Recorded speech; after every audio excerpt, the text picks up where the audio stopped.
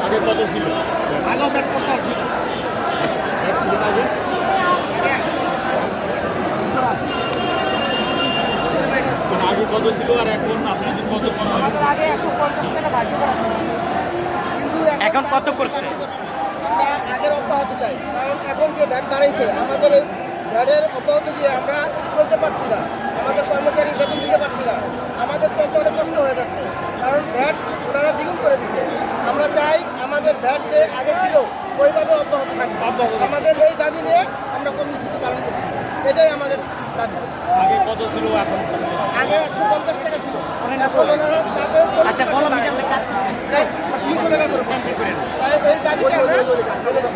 আমরা চাই যাতে আমাদের আগের ভ্যাট অব্যাহত থাকে, ওই দাবি নিয়ে আমরা কর্মসূচি পালন করছি।